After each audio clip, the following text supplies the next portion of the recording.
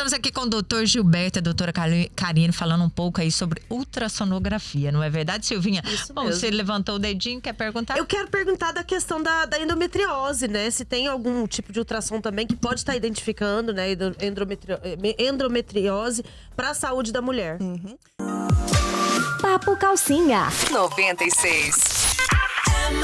O tecido adiposo, aquele tecido adiposo em excesso, também atrapalha. Então, às vezes, o bebê está numa posição ótima, perfeita, mas se o tecido adiposo está em excesso, então tem um grau de obesidade, isso também não vai formar uma imagem perfeita. Então, por isso que a paciente precisa pesquisar esses poréns para ela ir e não ficar triste, né? E eu percebo que quanto maior a ansiedade, parece que o bebê entende, gente. Ele vira de costas. Aí que ele Aquela vira paciente mesmo. que chega tranquila, não, eu vim, quero ver se tá tudo bem com o bebê. De repente, pá, o bebê lá olhando, prontinho, esperando você fazer o 3D. Aquela que levou a avó, a tia, a sogra, 3 filhos, todo mundo foi ver o bebê ele de se costas. esconde. E não vira por forma alguma. Você pode virar a mãe de um lado, do outro, ela desce, come um lanche. Ele não vira. Então, assim, ela precisa pesquisar essas coisas pra não ficar triste, né? Doutora Karine, e de quanto em quanto tempo eu posso fazer o ultrassom? Doutor Então- Gilberto vai perguntar em algum momento? Eu só fiz uma pergunta. Por favor. A gente gosta tanto do que faz, né? Então, se vocês deixarem, vocês não perguntam nada, eu fico aqui no monólogo. Vocês viram, né? Eu vou falando e vou falando e vou andando e o negócio vai indo. Então, como eu havia falado, que ele não emite radiação, então ele é um método muito seguro na gestação. Então, a mulher pode fazer quantos ela quiser ou quantos forem necessários. Muitas vezes, quando é uma gestação de alto risco, a gente precisa fazer ela ainda ultrassom, né? O comum, a gente faz o com Doppler para avaliar a vitalidade daquele bebê, se ele está bem, se ele está saudável. E em alguns casos, a gente tem que fazer semanal ou até de 3 em 3 dias para avaliar essa questão do fluxo de sangue que vai para o bebê. Então, pensando, o 3D, ele vem como uma revolução para adicionar mais um método para ajudar o 2D. Mas o que a gente precisa realmente, nós médicos, para avaliar aquele bebê é só do 2D. O 3D só vê o rostinho e tudo mais. Então, se a mãe quiser fazer só para... Muitas vezes no SUS. E isso não tem no SUS. Então, a paciente faz no SUS um exame e ela vai lá no consultório só para fazer o 3D. Então, ela pode fazer por conta própria, inclusive, né? Não precisa nem de pedido. Entendi. Olha aí, a gente vai pro intervalo e o doutor Gilberto já volta com mais perguntas aqui. Pode ser, doutor Gilberto? Doutor Gilberto, vamos lá? Karine, na minha época de faculdade, a gente tinha o hábito de, vamos falar da gestação, né? Eram aproximadamente 3 ultrassons, um a cada trimestre, às vezes tem o morfológico. Como que é agora? Mudou? Engatando a pergunta também, muitas gestantes na época tinham aquela dúvida de que o ultrassom, o som do ultrassom poderia incomodar o bebê e causar lesões, ou seja, tranquiliza a gente sobre isso também. Então, em relação à segunda pergunta, não, são ondas sonoras, mas elas não são audíveis a nós humanos. Então, não incomoda o bebê, não tem problema. Inclusive, nós fazendo, a gente não escuta nada, né? E também o bebê não. A única coisa que emite aumenta um pouquinho a temperatura da região. Mas é de 1 a 2 graus, no máximo, no bebê. Então, isso, como o exame é rápido, então isso não vai trazer nenhum malefício para o bebê. Em relação ao número de exames, então não existe um consenso exato da quantidade de exames a serem realizadas no pré-natal. Isso vai de cada país, de cada instituição e de cada médico também. Então, às vezes o médico ele tem mais facilidade dentro do seu consultório de pedir todos. Às vezes no SUS fica um pouco mais restrito, porque o SUS não tem todos esses exames disponíveis e a paciente não consegue pagar. Qual que seria o ideal? 4 exames na gestação. O primeiro é no primeiro trimestre, que é aquele endovaginal, para avaliar a datação daquela gestação, para ter certeza de qual é a idade gestacional, que às vezes ela não tem muita certeza em relação à menstruação. O segundo exame é o morfológico de primeiro trimestre, que ele é realizado entre 11 e 14 semanas. Ele faz aquele rastreamento de cromossomopatias, que é síndrome de Down, por exemplo, que fala muito sobre o teste da nuquinha. Então, avalia, faz a medida na nuca, avalia osso nasal e alguns fatores que ajudam a avaliar se aquele bebê tem mais risco de ter, como, por exemplo, síndrome de Down. O terceiro exame morfológico de segundo trimestre, que é entre 20 e 24 semanas. Esse é o mais completo. E se fosse para eu falar, pague algum exame, pague esse exame, porque ele avalia tudo do bebê. Então, para você ter uma noção de a acurácia do exame, a sensibilidade dele para detectar malformações, um exame obstétrico comum detecta em torno de 30% a 40% de malformações. O morfológico de segundo trimestre chega a 60% a 85%. Então, nossa, isso dobra. Então, enquanto você faz um que 40% você vai ter acesso de malformações, o morfológico de segundo chega a 85%. Então, ele é muito importante. Então, ele avalia os dedinhos, a gente vê polidactilia, tem um dedinho a mais. E agora, a sensibilidade que a gente está falando do exame, antigamente que via só se tinha bebê ou não, se ele estava vivo ou não, hoje a gente já consegue avaliar os lábios.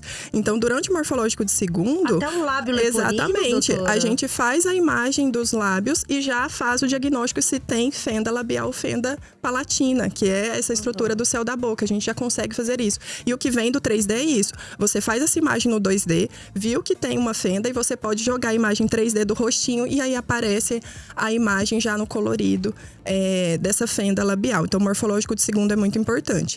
E o quarto exame é no terceiro trimestre, para avaliar o peso do bebê, se ele está realmente ganhando peso para já ir para o parto. Então, esses 4 exames são muito importantes. Mas esse último também analisa se está tudo formadinho, doutora? Não mais. Não mais. A formação é entre 20 e 24 semanas. E por que essa idade gestacional? Quem definiu isso, né? De onde isso veio?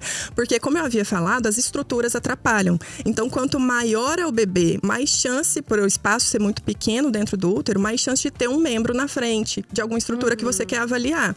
E muito pequenininho, a estrutura é minúscula. Então, às vezes, a gente não tem ainda a acurácia daquele exame para conseguir chegar naquela estrutura. Então, entre 20 e 24 semanas, a gente tem um tamanho perfeito do bebê, a quantidade de líquido muito boa para a gente conseguir avaliar. Então, a gente faz uma avaliação completa daquele bebê com mais facilidade. Doutora, se não tiver o bebê ali, eu posso fazer ultrassom, como eu falei no início, para avaliar o útero, o ovário, né? Para ver se a mulher tem algum mioma, algum tumor, então, né? a ultrassonografia dentro da obstetrícia foi um marco, né? Na gestação, no pré-natal, foi muito importante. Mas ela também é usada nos outros setores, em relação à ginecologia. Então, ultrassom de mamas, para ajudar na detecção de cistos, de nódulos e também de câncer de mama. Ginecológico, a gente faz até em pacientes que nunca tiveram relação sexual por via abdominal. Então, aquela menina que tem alguma alteração menstrual, nunca teve relação sexual, ela pode fazer o exame por via abdominal. Então, a gente faz com a bexiga cheia, então a gente consegue fazer por via abdominal tranquilo para avaliar o útero e ovários, se ela tem cisto ovariano, alguma alteração uterina. E depois que a mulher já tem atividade sexual, pode ser feito por via endovaginal. E aí a gente tem mais ainda acesso às estruturas. Então, a gente vê, como você havia dito, miomas, adenomiose, nos ovários a gente vê teratomas, cistos e até para avaliação de uma infertilidade. A gente faz contagem de folículos, a gente ajuda aquela paciente a saber quando ela está ovulando. Então, eu faço essa avaliação no consultório de avaliação de ovulação. Então, a gente faz 3 exames de ultrassom no mês e a paciente vai ir mais certeira para ter relação sexual, para engravidar. Então, a gente vai acompanhando aqueles folículos nos ovários.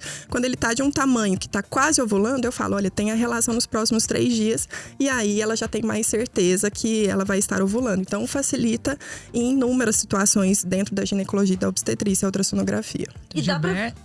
Nossa Senhora. Você quer perguntar se ele quer perguntar? Gilberto, o senhor quer perguntar? A dúvida é o seguinte, sobre os benefícios do ultrassom 3, 4 e 5D em relação ao ultrassom 2D. Além dessa parte que é bem legal, né? Você vê o corpinho, vê, você igual você falou, leva a família, é uma parte bem legal.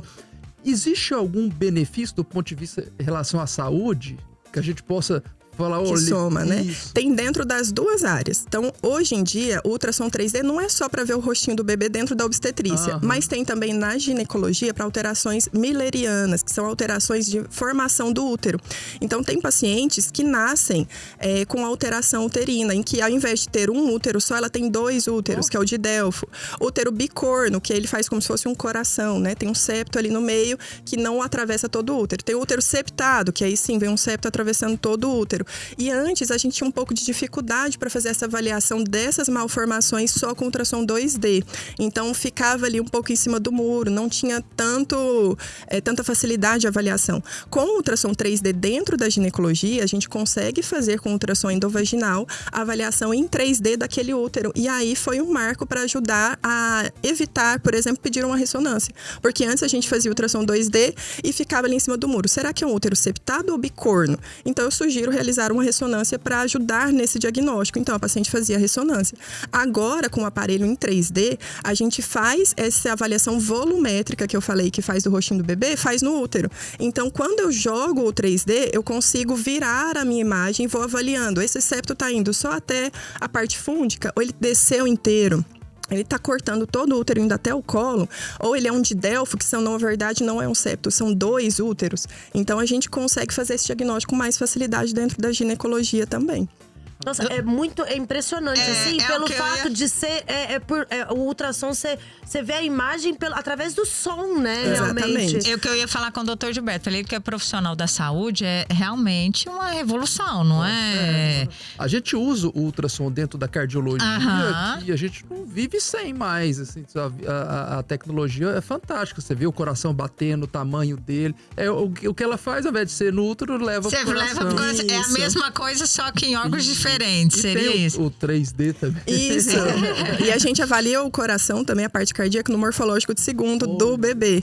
Então a gente consegue fazer uma avaliação, além de todas as estruturas que eu citei, ainda da parte cardíaca do bebê. Só que são alguns cortes, como o bebê, a gente vai demorar muito, né? O exame de segundo trimestre, esse morfológico, pode durar de 30, 40 minutos até 1 hora, dependendo da dificuldade do exame, conforme aquelas avaliações que eu falei para vocês.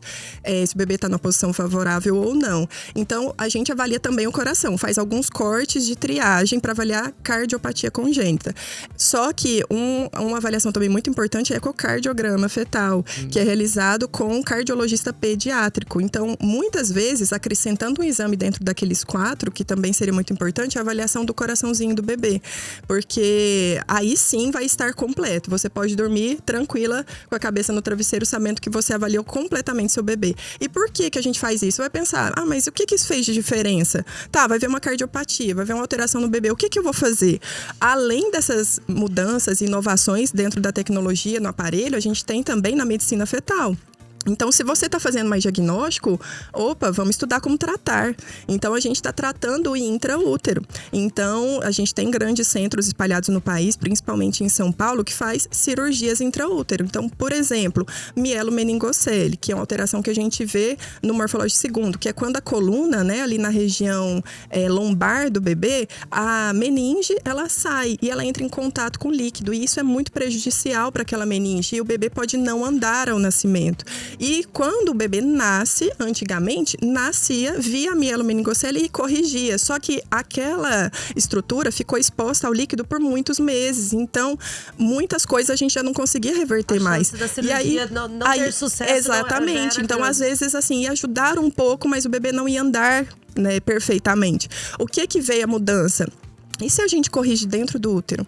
E se quando já fizer o diagnóstico, a gente já fechar, colocar essa meninge para dentro e fazer com que ele fique ela fique menos exposta ao líquido. Então, isso está sendo feito atualmente. Faz a cirurgia para fazer essa correção de mielo e os estudos já estão saindo, porque medicina é assim, por isso que a gente vai em congresso todo ano, porque está tudo mudando, né? Então, os estudos já estão saindo que já tem o benefício dos bebês que operaram intraútero, eles conseguem andar após o nascimento, fazendo esse acompanhamento do bebê, né, do que aquele que operou depois. Então, essa é uma das operações. Tem hérnia diafragmática, que também faz. Então, toda essa avaliação, até transfusão a gente faz. Quando tem uma alteração de tipo sanguíneo da mãe com o pai, a mãe negativa, o pai positivo, isso pode trazer um problema para o bebê e o bebê ter anemia. E ele começa a não crescer e corre o risco de ter um óbito fetal. Hoje em dia, aquele bebê com muita anemia, a gente não faz transfusão quando o adulto não está com anemia. Então, por que não fazer isso com o bebê? Então, o ultrassom ajuda no diagnóstico do bebê com anemia. E aí, a gente encaminha essa paciente para o centro de medicina fetal e é realizada uma transfusão de sangue para o bebê dentro do útero, para você saber, assim, como isso já está avançado. né? Então a gente vê isso naquelas séries, né? Aquelas séries que a gente fala, nossa, mas isso é real? Isso é só da série? Né? Existe. E ela fala com tanto gosto. Você já viu, doutor? Nossa, gente, olha assim, gostoso. assim, não é? Galera, fiquem ligadinhos aí, a gente vai pro intervalo, mas a gente já volta, porque o papo tá super interessante. Volta, galera, Papo Calcinha está no ar hoje, sexta-feira. Nós estamos aqui com o doutor Gilberto e a doutora Karine, falando um pouco aí sobre ultrassonografia, não é verdade, Silvinha? Isso Bom, mesmo. você levantou o dedinho, quer perguntar? Eu quero perguntar da questão da endometriose, né? Se tem algum tipo de ultrassom também que pode estar identificando, né? Endometriose para a saúde da mulher. Então, existe o ultrassom transvaginal comum. E existem variações do transvaginal. Então, o transvaginal para contagem de folículos, como eu havia falado, para controle de ovulação e também para pesquisa de endometriose. Então, quando você for fazer um ultrassom, não vai pesquisar a endometriose. Tem que fazer o pedido, porque ele precisa de uma preparação. Ela precisa fazer uma preparação intestinal, porque as fezes e gases que estão no intestino fazem uma sombra e atrapalham a avaliação. Então, quando vai fazer ultrassom com preparo intestinal para a pesquisa de endometriose, sim, é um ótimo método diagnóstico para essa alteração. E já está até equivalente em relação à ressonância.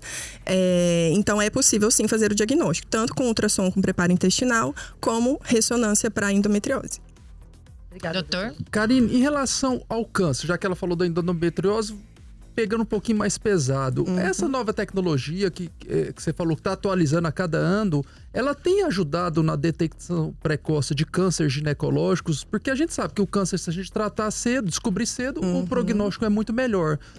Ofereceu esse benefício para as mulheres? Sim, a gente tem alteração tanto no útero como nos ovários, que podem ser neoplasias, né? Então, principalmente ovariana, a gente tem alterações, teratomas benignos, né? Tem nódulos benignos como teratoma. Então, a gente já consegue avaliar no 2D e dá para jogar o 3D também, só que o 3D, como eu falei, ele não é o diagnóstico principal. Ele soma com 2D. Então, você avalia pelo 2D, se tem necessidade, o seu aparelho tem essa tecnologia, você acrescenta para avaliar. E tem também dentro do útero, que é aquele espessamento endometrial que a gente pesquisa muito no climatério. Então, aquela paciente que já está na menopausa, não menstrua mais e teve um sangramento pós-menopausa, esse é um indício de câncer de útero, né? O câncer de endométrio, porque ela não poderia sangrar mais. Por que ela está sangrando? Tem alguma coisa errada. Então, quando faz esse ultrassom transvaginal de rotina ali na menopausa, é para buscar isso, buscar alterações. Então, tanto a mamografia e o ultrassom vão avaliar em relação à mama, como o transvaginal vai buscar em relação a ovários e ao útero. Então, quando vê esse espessamento endometrial, a gente já lauda no ultrassom isso. Então, olha, tem um espessamento endometrial que é heterogêneo e aí a gente já joga essas palavras para a paciente não correr lá e colocar no Google, né? Então, a gente já coloca essas palavras que acende o alerta para o médico que vai receber esse exame e aí sim ele vai pesquisar que, olha, pode ser um câncer ali de útero dessa paciente. Então, com certeza o ultrassom, ele faz parte da rotina ginecológica em qualquer idade. Então, naquela menina jovem, como eu falei, que nem teve relação e consegue fazer o exame por via abdominal, a adolescente que iniciou atividade sexual, a mulher que quer engravidar, e depois no climatério e na menopausa para ajudar a pesquisar essa questão de câncer também. Então, tanto o ultrassom transvaginal como de mama, ele faz parte da rotina em toda a fase da vida da mulher. Então, por isso, como você falou, a ultrassonografia ela está dentro de todas as fases, e quando ela engravida também. Como ele é aberto, né, para isso, para ser realizado na gestação, então ela pode fazer em todas as etapas da vida com segurança. Doutora, teve uma evolução muito grande de 20 anos para cá, né? Eu vejo, né? Porque a primeira gestação que eu tive foi há 22 anos atrás, né? E eu lembro que eu fiz o teste, né? De sangue, não deu negativo, né? Eu falei, gente, tem alguma coisa errada, né? E aí, quando eu fui fazer, realmente, né? Aí deu pra ver tudo certinho, né? Aí depois tive a outra gestação, depois de 10 anos depois. Já tinha um avanço aí, não é verdade? Então, como eu falei, foi em 1970 e aí foi só melhorando, né? 1970 era aquilo que, como eu falei, aquela TV chuviscada, que a gente sofria para ver alguma imagem. E aí foi indo, 1990 foi o 3D, e aí foi anos 2000, e agora, e isso não parou por aí, né? A cada ano, os aparelhos estão melhorando, então, se a gente voltar aqui daqui 10 anos, eu vou falar que aquele rastreamento de 85% é 99% daqui a pouco, né? Então, Nossa, ela vai voltar isso vai ser antes, muito bom. Eu espero. 10 anos, Daqui pelo 10 amor você de vai estar fazendo ultrassom em mim de Já outra chega. coisa. Acabou já acabei, viu? Doutor, eu queria agradecer a sua participação. Nós estamos terminando o programa. Queria que você deixasse uma mensagem aí, né, para as nossas ouvintes da importância de fazer essa ultrassonografia, em que fases, né? E agradecer a sua participação. Você é maravilhosa, fala super bem. Obrigada. Linda, viu? Passar seu Pode- contato também pros nossos ouvintes, né, Pode voltar doutora? quantas vezes você quiser. Obrigada. E eu estava nervosa, né, gente? Pra vir foi a primeira vez. Já acabou, né? E uma coisa é você estar... E eu já tô destravando essa questão desse nervosismo pelo Instagram, porque todo mundo paga língua com o Instagram, né? Da área médica.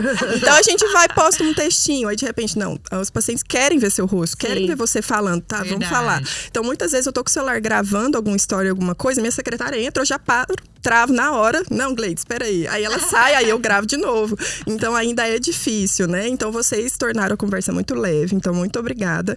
Foi maravilhoso. E então assim, eu quero deixar esse alerta para as mulheres que, como o Dr. Gilberto falou, a gente tem essa questão da parte legal do ultrassom, né? Na gestação, principalmente, de envolver a família naquela gestação, envolver os irmãozinhos. Isso é muito gostoso. Mas o médico, ele tá olhando de outra forma, né? Ele tá olhando os problemas que podem acontecer para ajudar aquela gestante. Então, é isso que é importante. É você estar passando com o seu médico de confiança, porque, como a gente tá falando da tecnologia, ainda é examinador dependente. Então, se você pega um ultrassom, você dá uma Ferrari para uma pessoa que não tem carteira, é uma Ferrari com uma pessoa que não tem carteira. Não adianta, não vai sair do lugar.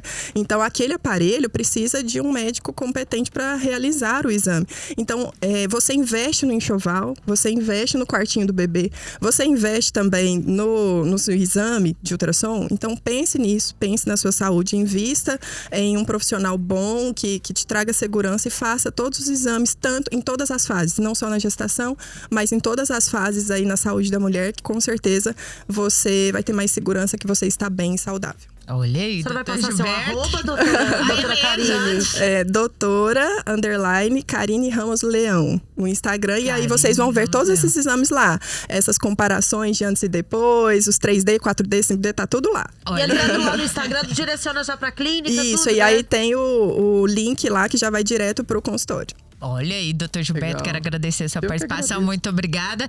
Silvinha faz um compromisso de deixar você falar da próxima vez. Tá combinado? Virar e deixar você falar. Doutor Gilberto me ama, assim. Um abraço pra você. Obrigado, até Bia. mais. Bom final de semana. Pra vocês também. Tchau. Abraço, Muito até obrigada, mais. gente.